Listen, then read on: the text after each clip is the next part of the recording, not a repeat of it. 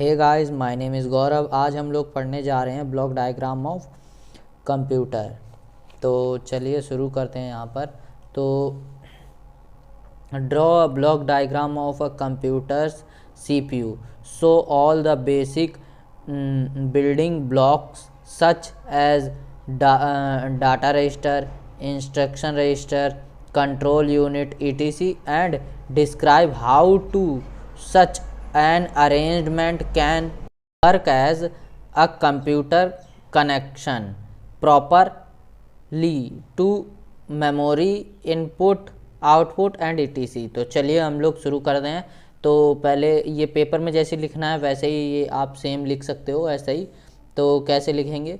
And block diagram क्या करना है, पहले ये आपको बना देना है। तो इसको याद करने का देखो, पहले आप रैम बनाना, ऊपर कैसा भी बना देना, ज़रूरी नहीं है कि ऐसा ही चित्र बनाओ।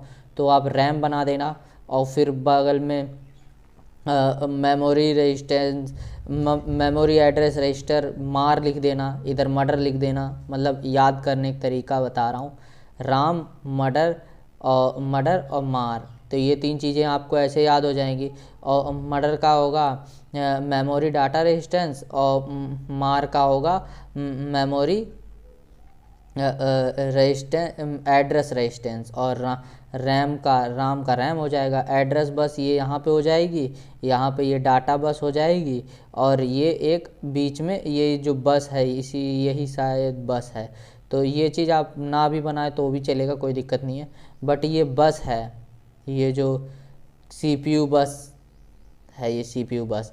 तो जो सिंगल बस सिस्टम हम लोग बोलते हैं वही है ये।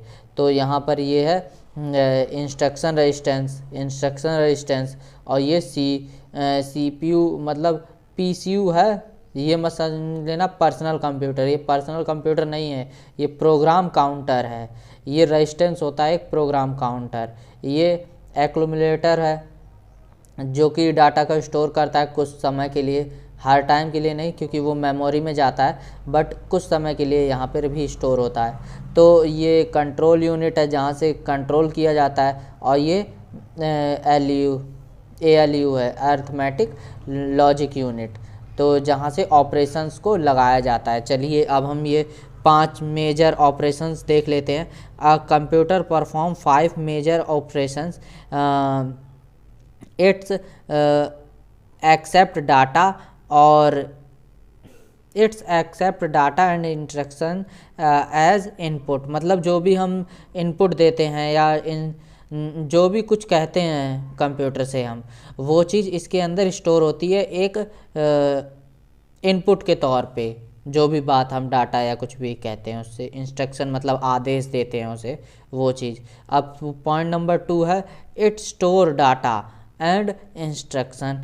मतलब ये मेमोरी के अंदर स्टोर भी करता है वही डाटा और instruction. Its process data as per the instruction. जो भी डाटा उसके अंदर है, मतलब हमने कुछ भी फ़ोटो एडिट करना है तो हमने फ़ोटो डाल दी, पहले डाटा वो चला गया, अब हम उसके ऊपर इंस्ट्रक्शन देंगे, माउस से, कीबोर्ड से, कैसे भी देंगे, उसके बाद वो चीज़ परफॉर्म होगी। कलर ब्राइट करना है, ब्राइटनेस बढ़ानी है, तो ये भी एक हम लोग उस पर इंस्ट्रक्शन देते हैं। तो it's control all operations inside a computer. तो ये अपने आप अंदर से ही, मतलब इसके सभी जो ऑपरेशंस हैं वो हम लोग जो डिवाइसेस लगा देते हैं पहले ही, जैसे कि मेमोरी डाटा रेजिस्टेंस, एक्यूमुलेटर या ALU, तो ये सब चीज़ें क्या करती हैं, मिलके अपने अपने ऑपरेशंस अंदर से ही कंट्रोल करती हैं कंट्रोल यूनिट के द्वारा। It's give result in the form of output. जो भी ये लोग शो करते हैं, आपने फ़ोटो एडिट की, फ़ोटो एडिट करने के बाद जो फ़ोटो आपको दिख रही है वो एक आउटपुट होता है, तो वही चीज़ एक आउटपुट है। तो ये हमने ब्लॉक डायग्राम ऑफ कंप्यूटर पढ़ लिया है। आप इतना चित्र बना दोगे तो 2 नंबर तो इसमें मिल ही जाएंगे, 10 नंबर का होगा तो 2 नंबर इस चित्र में मिल जाएंगे। इसके ऊपर आप ये सब लिख सकते हो, रैम डाल के हेडिंग लिख सकते हो आप। ये सभी मतलब जितना भी इसमें ये सब लिखा है, आप कंट्रोल हेडिंग डाल दो, लिख दो 1-2 लाइन, मतलब ज़्यादा नहीं, थोड़ा थोड़ा, क्योंकि आपको बाकी का भी पेपर तो करना है, वही थोड़ा ना करना है अभी। तो 10 नंबर आप उसमें पा लिए, बाकी का छूट गया तो क्या फ़ायदा। तो केवल उसमें इतना कर दो कि 2 पेज भर जाए बस। अगर जैसे कि वो सिंगल आता है 10 नंबर का तो आप 2 पेज भर देना। और ये जैसे कि arrangement of CPU memory input output works as a computer आता है, मतलब ये भी उसमें पूछता है। तो आप क्या करना, सीपीयू लिख देना। सीपीयू तो इम्पोर्टेंट है ही है, ये सेंट्रल प्रोसेसिंग यूनिट होता है जो कि मतलब प्रोसेस करता है डाटा को। तो ये पहले आप बीच में रख देंगे। फिर input unit output unit. Input unit मतलब जैसे कि हम लोग कीबोर्ड माउस प्रिंटर मतलब प्रिंटर तो आउटपुट हो गया, और माइक्रोफोन जैसे कि ये सब हम यूज़ करते हैं, तो ये इनपुट यूनिट हो गए जिससे कि हम डाटा को देंगे और ये सीपीयू हमारा स्टोर करेगा हमारे डाटा को। फिर उसके ऊपर जो भी हमें उसको फिर से जो इंस्ट्रक्शन देंगे उसके ऊपर करने के लिए, वो इंस्ट्रक्शन परफॉर्म करके हमें वो डाटा का आउटपुट निकाल के देगा। तो ये चीज़ है इनपुट यूनिट। इनपुट यूनिट क्या है? Input unit is used for entering data and programme into the computer system by the user. मतलब मैंने पहले ही बताया था कि इनपुट यूनिट वही है, कीबोर्ड है, माउस है, हम इसके द्वारा इंस्ट्रक्शन देते हैं और वही इंस्ट्रक्शन देने के बाद वही प्रोग्राम भी बोला जा सकता है उसी को। हम अब डिपेंड करता है कि आप क्या डाटा देते हो।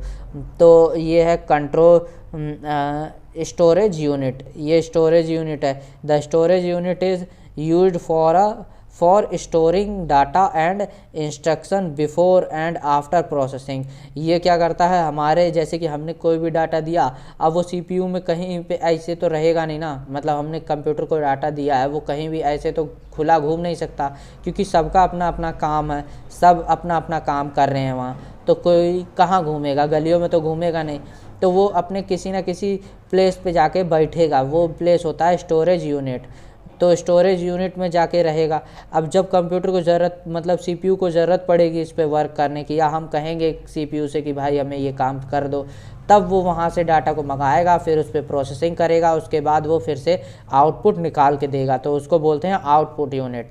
The output unit is used for storing the result as a output processed by the computer after processing. मतलब मैंने पहले ही बताया, यही स्टोरेज यूनिट में बता दिया था ये चीज़ कि मतलब आउटपुट जो भी हम डाटा देंगे उसको प्रोसेसिंग होगा, उसके बाद जो डाटा निकल के आएगा वही जो भी हमने, जैसे कि पहले ही मैंने बताया था, फ़ोटो का एक एग्जांपल दिया था, उसी तरीके से। तो इसमें ये वो जो डाटा निकल के आएगा उसी को हम आउटपुट यूनिट बोलते हैं। जैसे कि प्रिंटर से प्रिंट निकाल सकते हैं, या हम लोग फ़ोटो निकाल सकते हैं प्रिंटर से, तो इसी तरीके से होता है। अब हम यहाँ पर बात करते हैं, आप स्पीकर भी समझ सकते हो, आप म्यूज़िक वगैरह को एडिट करके आप निकाल सकते हो।